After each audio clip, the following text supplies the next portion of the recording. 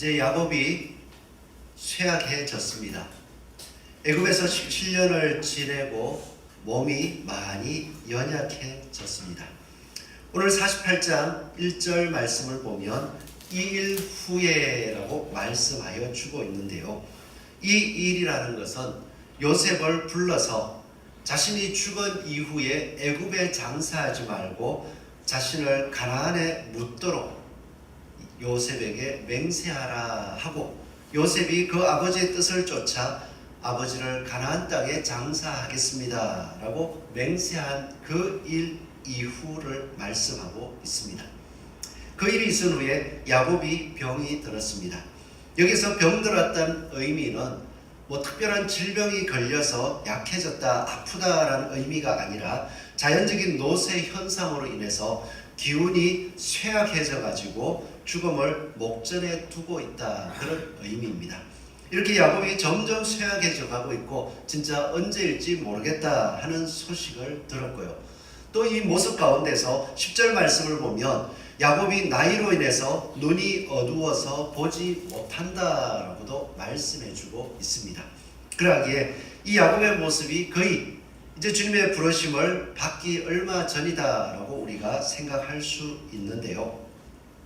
이 병약하고 또 연약한 부모의 모습을 바라볼 때면 사실 부모로서는 존경할 수 있고 또 부모로서는 사랑할 수 있지만 그 부모의 말과 그리고 그 부모가 이야기하는 내용들에 대해서는 자식들이 그렇게 신뢰하지 못할 때가 많습니다. 야곱의 모습을 보니까 병들었다, 이제 육신이 연약해져서 사리 분별이 잘 안 되실 수도 있다, 더군다나 눈이 잘 안 보인다, 이런 생각을 하니까 그 아버지가 하는 말과 행동들에 있어서 깊은 의미를 두기보다는 그냥 효도한다 하고 그냥 네네 하는 이런 모습으로 생각할 수도 있습니다. 요셉도 약간은 그런 생각을 했던 것 같아요. 이제 야곱이 병이 들어서 진짜 언제 부름을 받을지 모르겠습니다 라고 이야기를 듣고는 두 자녀를 데려갔습니다. 자녀를 데려가 가지고 그 두 자녀를 야곱이 축복해 준다라고 이야기하기에 장자를 먼저 진짜 장자로서 복을 받게 하기 위해 가지고 이 야곱의 오른손 앞에 장자를 세우고, 그리고 찾아 둘째를 왼손 앞에 딱 세워서 이끌고 갔습니다. 그대로 이끌고 갔는데 일단 야곱이 눈이 잘 안 보인다 했잖아요. 그러니까 그대로 데려간 대로 손을 앞으로 쭉 뻗어서 축복을 해주면 되는데 야곱이 이상해요. 그대로 하는 게 아니라 싹 손을 이렇게 교차를 시켜가지고 오른손을 차자 위에 얹고 왼손을 장자 위에 탁 얹어서 축복해 주니까, 축복해 주는 건 좋은데 요셉이 기분이 안 좋아졌어요. 당연히 장자를 먼저 오른손으로 축복을 해줘야 되는데 그 모습을 딱 보면서 아버지가 나이가 드셔서 눈이 안 보이시는구나, 마음이 슬퍼져가지고 이야기합니다. 아버지, 손을 잘못 얹었습니다. 그럴 때에 이 요셉의 그 마음이 왜 슬퍼하면서 아버지 손을 잘못 얹었습니다 라고 이야기하겠습니까? 나이가 들어서 똑바로 못 보시네요. 그 병약한 모습이 너무나도 슬픈데 아버지 지금 잘못하신 거예요, 이런 마음이잖아요. 이것이 나이가 들어갈수록 일반적으로 생각하게 되고, 나이가 들어서 신앙생활을 할 때에 저렇게 사리 분별도 잘 못하시고 육신도 연약하니까 교회 오셔서 그냥 예배 드리는 것도 드리나 보다, 이렇게 생각할 수가 있습니다. 그런데 오늘 야곱의 모습을 바라볼 때마다 우리에게도 하나님의 말씀을 바라보고 나아가고, 또한 야곱이 생각했던 그 믿음을 붙잡고 살아갈 때에 우리의 노년이 그냥 일반적으로 병약해서 뭐를 모르는구나 이런 모습이 아니라 점점 더 분명하게 하나님의 약속하심을 소망하고 그것을 보여줄 수 있는 삶이 될 수 있다는 것을 우리에게 증거해 주시더라고요.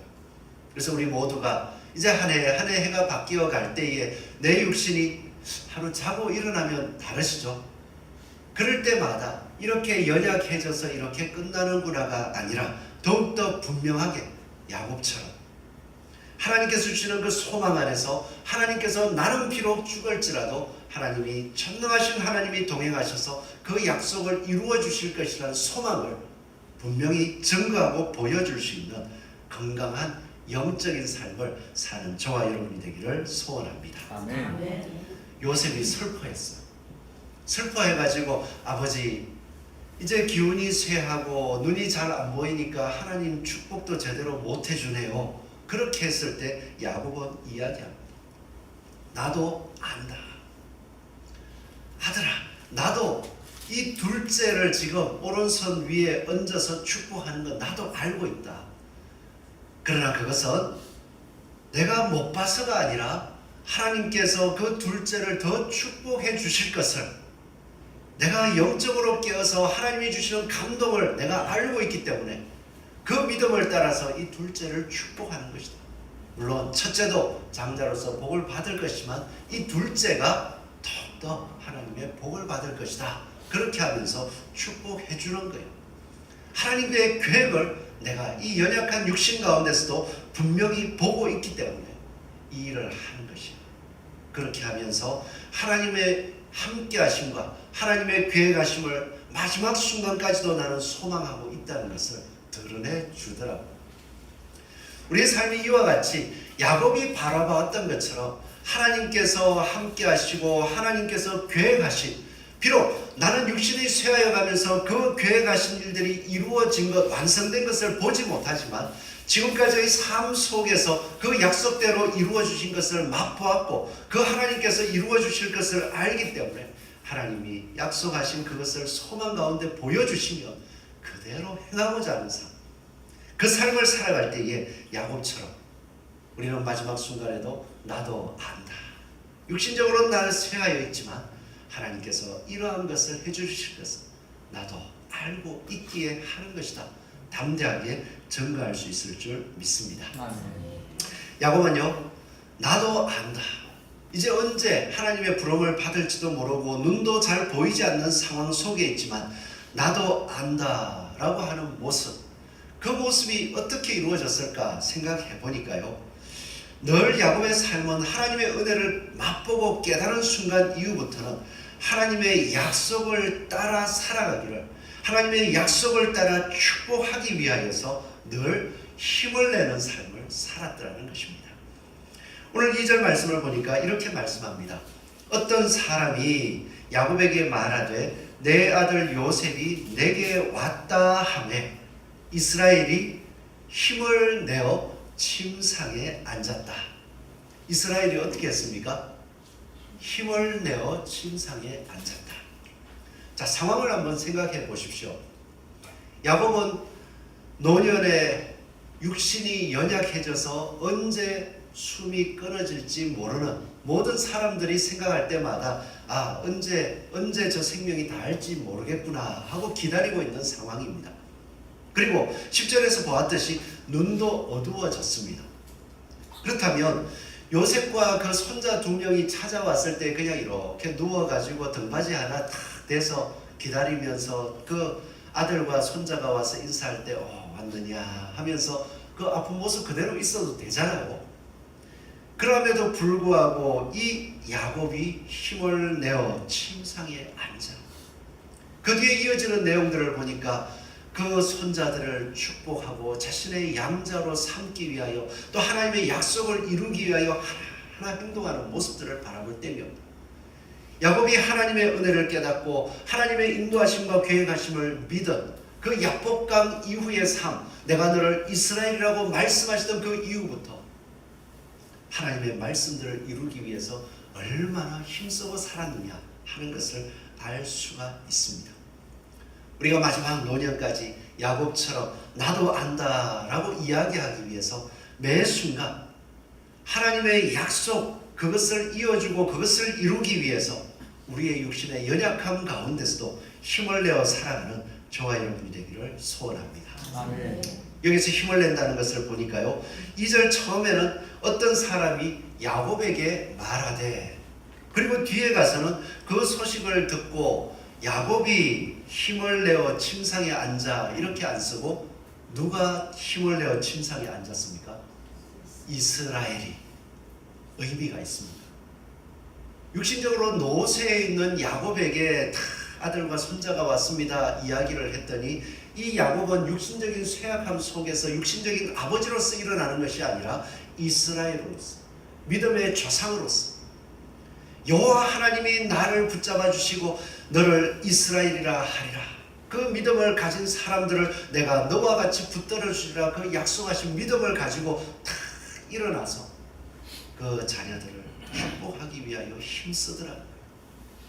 우리의 매 순간순간이 이와 같이 믿음의 삶을 바라보면서 내가 가진 하나님께서 말씀하신 그 믿음을 가지고서 자녀들을 바라보고 자녀들을 축복하기 위하여 힘쓰는 은혜가 가득하기를 소원합니다.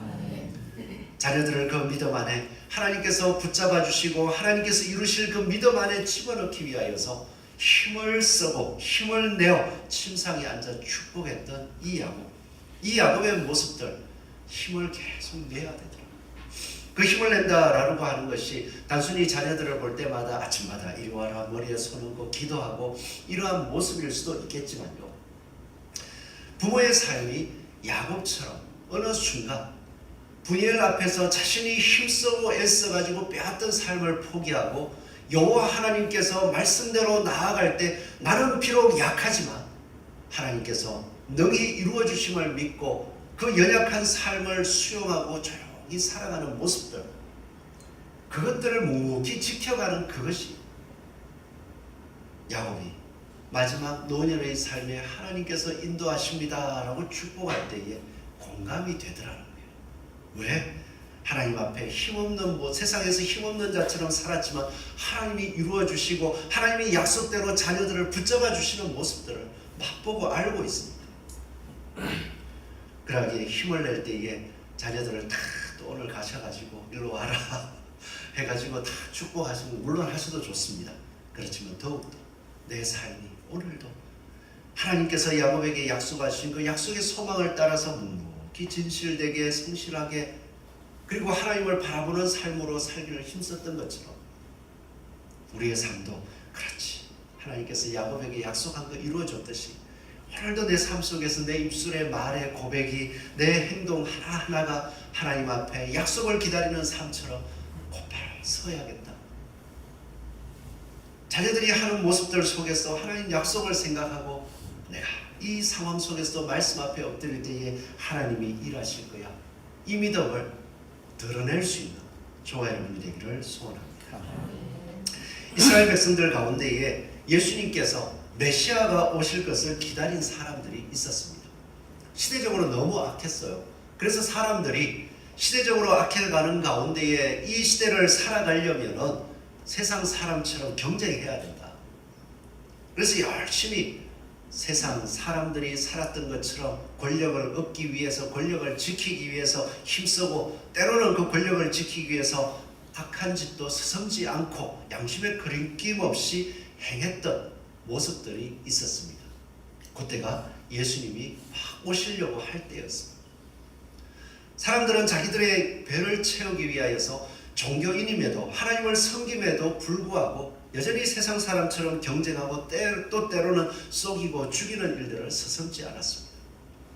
그런 가운데에 예수님께서 오셨는데 예수님을 알아보지를 않네요. 그럴 때에 예수님을 이 땅에 예수님이 메시아로 오셨음을 드러낸 사람이 있었습니다. 그 사람은요, 예루살렘의 시몬이라 하는 사람이었는데 이 사람은 의롭고 경건하여 이스라엘의 위로를 기다리는 자라. 의롭고 경건하여, 그 당시에 세상 사람들이 살아가는 것처럼 권력을 얻고 또 자기가 잘 살기 위해서 속이거나 때로는 그 자리를 지키기 위해서 가전수단과 방법을 가리지 않아도 괜찮다고 살아가던 그 시대 가운데서 여호와께서 메시아를 보내시기를 기다리면서 의롭고 경건한 그 시대에 물들지 아니하고 자기의 배를 위하여서 경쟁하며 속이고 빼앗는 삶이 아니라 하나님께서 오신다면 이러한 삶을 기뻐하실 것이라고 조용히 기다리고 나아갔던 사람, 그 사람이 성령으로 말씀하셔가지고 주의 그리스도를 보기 전에는 죽지 아니하리라 하는 성령의 지시를 마음에 탁 새기고 있다가 성전에 갔더니 아기 예수님이 딱 오신 거예요. 부모의 그 품에 안겼어요. 그랬더니 그 아기 예수를 보는 순간 주의 성령께서 주의 그리스도를 보기 전에는 죽지 아니하리라 하시는 그 말씀대로 이루어진 것. 그 아기 예수를 바라보고는 그 예수가 메시아인 것. 세상 사람들, 그곳에 온 사람들에게 다 보여줬습니다. 믿어지겠습니까? 시몬을 알잖아요. 여호와를 소망하며 의롭고 경건하게 그 시대에 물들지 않게 가난한 자, 어떻게 보면 연약한 자, 무능한 자처럼 살아갔지만 여호와 하나님을 기다렸던 그 모습을 알기 때문에 그가 아기 예수, 가난한 그 예수님의 부모님들 품에 안겨있는 그 아기 예수를 바라보고 이가 하나님이 보내신 메시아입니다. 하나님을 찬송할 때 사람들이 그 모습을 보더랍니다. 또 시몬이 그렇게 이야기하는 것을 들은 사람이 있습니다. 그때 성전에 있던 아셀 지파 바누엘의 딸 안나라는 선지자입니다. 나이가 매우 많았습니다. 그런데 이 안나라는 사람은 결혼하고 나서 7년 동안은 남편과 살았지만 그 이후에는 과부로 혼자 살았습니다. 남편이 일찍 죽었습니다. 남편이 일찍 죽었다는 것은 이제 그 삶이 가난할 수밖에 없다는 것입니다. 남편이 경제를 다 책임지는데 혼자 살아야 되니까 구제를 받든지 도움을 얻어가면서 겨우겨우 살았어요. 그럼에도 불구하고 이 여인은 84세가 되었음에도 불구하고 성전을 떠나지 아니하고 주야로 금식하며 하나님을 섬기는 그 모습들을 쭉 보여주면서 아기 예수께서, 그 메시아께서 오셨다는 것을 주변 사람들에게, 다 예루살렘의 속량을 바라는 사람들에게 하나님께서 메시아를 보내셨습니다. 이야기를 쫙 할 때에 믿어지겠습니까? 예루살렘에서 그 안나의 소리를 들은 사람들, 메시아께서 오셨다는 것을 듣고 기대하고 기다리게 되더라고요. 우리 사람들이 이와 같이 되기를 소원합니다. 힘씁시다. 그냥 예수 믿고 그냥 세상에 그냥 살아서 하나님의 약속이 드러나고 하나님의 소망이 보여지는 게 아니더라고요. 이 세상 가운데서 말씀을 따라, 믿음을 따라 힘을 써서, 힘을 내어서 그 지친 몸으로 그냥 앉아서 누워서 기대어 있는 것이 아니라 하나님의 말씀으로 축복하기 위하여 힘을 내고 일어서 앉아서 하나님의 소망을 바라볼 때에 하나님의 약속이 이루어질 줄로, 또 우리의 삶 속에서 노년에서도 나도 안다라고 고백할 수 있을 줄로 믿습니다. 그리고 두 번째로 보니까요, 이 야곱이 나도 안다라고 이야기할 수 있었던 삶은 늘 오늘 하나님께서 주시는 복을 통해서 미래의 약속을 소망하고 살아갔기 때문이었습니다. 요셉에게 이야기를 합니다. 3절 말씀을 보니까 요셉에게 이르되 이전에 가나안 땅 루스에서 전능하신 하나님이 내게 나타나사 복을 주시며, 이전이라 하면 약 70년 전 아내를 얻기 위해서 떠날 때였죠. 그때에 루스에서 전능하신 하나님이 내게 나타나 복을 주시며 내게 이르시되 내가 너로 생육하고 번성하게 하여 내게서 많은 백성이 나게 하고 내가 이 땅을 내 후손에게 주어 영원한 소유가 되게 하리라 하셨느니라. 루스 땅에 하나님이 나타나셔서 네가 생육하고 번성하게 될 것이고 이 땅을, 루스 땅을 내 후손에게 주어 영원한 소유가 되게 하리라 약속해 주신 것, 그것을 요셉에게 이야기하고 있습니다. 여기서 중요한 것은요, 이전에 하나님께서, 내가 하나님의 약속을 기다리며 하나님께서 나의 하나님 되시기를 소망하고 있을 때에 아버지도 썩이고 형도 썩여서 그 복을 얻으려고 하다가 이제 진짜 죽음의 위기 속에서 도망치고 있던 처량한 그때에 너무나도 보잘것없는 거짓말하고 썩였던, 아버지조차 썩였던 나를 하나님께서 불쌍히 여겨주시고 나를 만나주셔서 생육하고 번성하게 할 것이며 이 땅을 내 후손에게 주어 영원한 소유가 되게 하리라고 말씀하셨었는데, 지금 이 애굽 땅 여기까지 와서 보니까 이전에 약속하셨던 하나님 인도해 주셨어. 기가 막힌 거였어. 내가 외삼촌 라반의 집에 갔을 때에 수고하고 고생만 하고 빈몸으로 떠날 수밖에 없는 그런 모습이었지만 하나님이 선악간에 판단해 주셔서 나에게 이렇게 재산을 가지게 하시고 나에게 이 자녀들 주셨었어. 그리고 가나안 땅으로 돌아왔어도 내 자녀들이 실수하고 잘못함으로 말미암아서 죽음의 위기에 처했었지만 하나님께서 보호해 주셔서 아버지와 함께 거닐 수 있게 해주셨어. 그리고 지금 이 가나안 땅을 떠나 애국으로 오는 과정 속에서도 하나님께서 미리 예비하셔서 죽은 줄 알았던 요셉을 통해서 이 가나안 땅에 하나님의 자녀들이 정착하고 번성할 수 있도록 이처럼 은혜를 주셨어.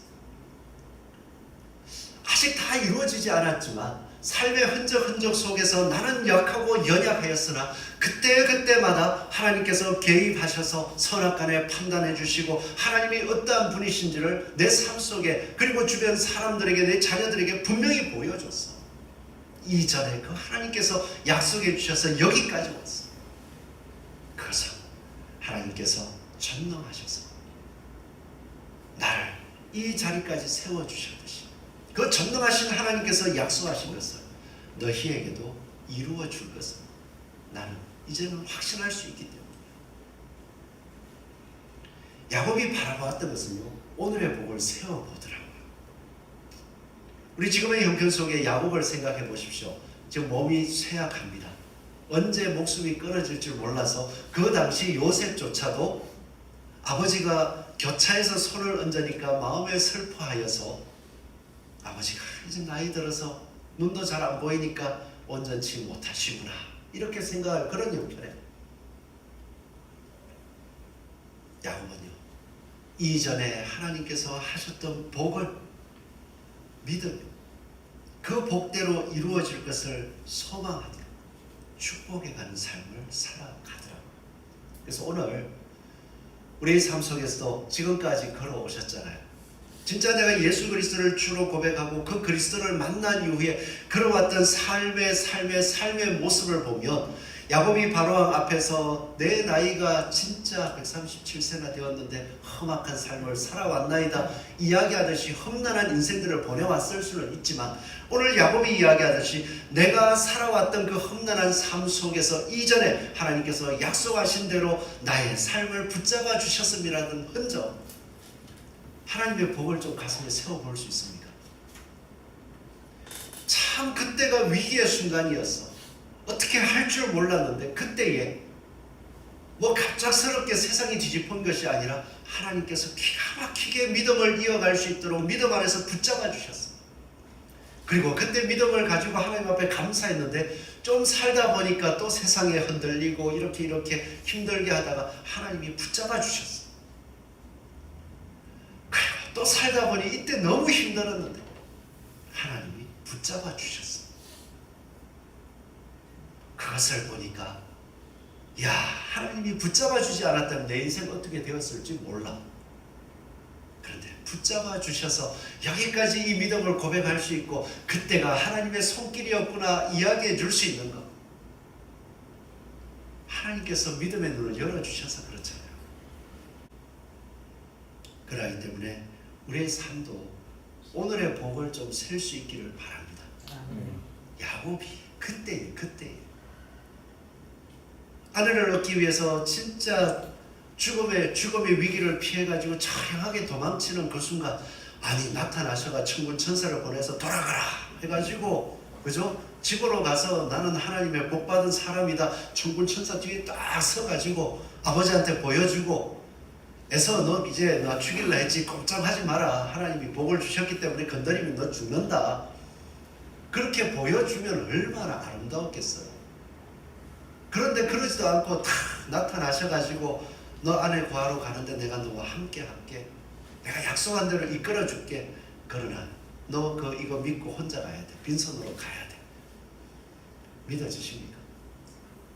지금 여러분, 하나님이 지금 여러분의 삶 속에 함께 하시는 것 같습니까? 성경에 기록된 약속들이 가득한데 지금 삶을 보면은 어때요? 야곱 같죠? 하란에 있는 야곱처럼 수고하고 애써도 맨날 나를 속이고 빼앗고 늘 손해보는 것 같죠? 야곱처럼 하나님이 함께 해주실 줄 믿습니다. 아멘. 그래서 나도 안다 라고 이야기하기 위해서 오늘의 복을, 하나님께서 붙들으시는 복을 셀 수 있는 저와 여러분이 되기를 소원합니다. 그리고 마지막으로 이 야곱은 나도 안다 라고 이야기할 때 늘 믿음의 눈으로 세상을 바라보더라고요. 야곱은 상처가 많죠. 아버지에게 받은 상처가 너무 많습니다. 아버지는 야곱을 잘 안 쳐다봤어요. 누구를 봤습니까? 첫째인 장자인 에서를 쳐다봤습니다. 에서를 좋아했어요. 그래서 에서가 사냥해서 잡아온 고기를 좋아해가지고 그 육신의 눈으로 바라보고 나이가 되었을 때 자기의 눈이 어두워져서 걱정이 될 때에 에서야 가서 고기를 잡아와라. 내가 그 고기를 먹고 너를 축복해 주겠다. 육신의 눈으로만 바라보았었어요. 그 모습을 바라본 야곱은 얼마나 마음에 상처가 되겠어요. 그런데 이 야곱은 나이가 들어서 눈이 어두웠을 때조차도 하나님께서 이루어 가시기를 원하시는 믿음의 눈으로 모든 것을 바라보고 있더라고요. 그게 오늘 보여준 이 요셉의 자녀를, 손자를 자기의 아들, 양자로 삼는 모습 속에 보여주죠. 육신의 눈으로 해석하자면 이렇게 할 수 있습니다. 야곱이 자기가 제일 사랑했던 첫째 부인, 정실 부인이라 할 수 있죠. 정실 부인의 아들만 사랑해. 순서로 보자면 11번째인데 그냥 자기 마음 따라가지고 요셉을 장자로 세우려고 저러고 있어. 야곱 진짜 그 뭐라 해야 돼, 이기적이야. 다른 자녀들도 자녀들인데 장자로 따지면 러벤 아니냐. 그 혹시 러벤이 잘못해서 쭉 내려가면 유다를 먼저 세워서 축복해줘야 되지 않느냐. 그래서 이 야곱의 모습을 인간적으로 볼 수 있어요. 그런데 가만히 보니까 그 요셉의 아들들, 손자들이 앞으로 왔을 때 그 두 아들은 내 것이라. 왜 그런가 하니까요, 뒤에 이어지는 내용을 보면 내가 그 세겜에서 아버지의 집으로 험난한 길을, 라헬이 아이를 베냐민을 베고 있어서 힘든 건 알지만 믿음의 결단을 하고 나아갈 때에 그 라헬이 나를 따라다가 믿음의 길을 걸어갈 때 나를 따라다가 난사를 하고 그곳에서 죽었어. 그때 난 너무나도 슬펐어. 만약에 그때 내가 믿음으로 나아가지 않고 또 라헬이 아들을 낳고 나서 움직이겠다고 고집을 피웠다면 지금쯤 그 라헬이 자녀를 더 낳았을 수도 있을 거예요. 나 그때 너무 슬펐어. 그러기에 그 슬픔을 대신해서 하나님께서 너를 복주시고 너에게 이 이스라엘 백성들을 생명을 건지도록 세워주셨기에 너를 축복할 것인데 그 두 아들을 나의 아들로 세운 거예요. 그러고 나서 딱 축복하는데 어떻습니까? X자 나도 안다. 믿음의 눈으로 보고 다 하고 있다는 거예요. 그렇기 때문에 오늘 우리가 하루하루를 살아갈 때에 이 야곱처럼 육신적인 모습으로만 모든 것을 판단하고 평가하려는 것이 아니라 하나님의 말씀에 빗대어서 평가하고 그 믿음을, 사람됨을 바라보고 또 그들을 세워줄 수 있는 저와 여러분 되기를 소원합니다. 아멘. 그렇게 할 때 그게 내 생각이 아니라 믿음의 복이라서 하나님이 약속하신 것, 그것을 보고 하는 거라서 그대로 이루어지더라고요. 그러니까 하나님 마음 감동을 주실 때에 그 믿음을 따라서 축복하십시오. 괜히 마음에 성질 나는 대로 그게 하나님 하시는 건 줄 알고 막 얘기했다가 진짜 그대로 되면 큰일 나겠죠. 그 마음의 성질대로가 아니라 하나님이 주시는 내 성질과는 다르게, 내 생각과는 다르게 하나님께서 믿음의 감동을 주실 때면 그거를 믿으시고 그대로 축복하면서 나도 안다. 육신적으로는 그러하지만 나도 안다. 하나님이 하실 것이다. 이것을 증거하고 보여줄 수 있는 저와 여러분 되시기를 축원합니다.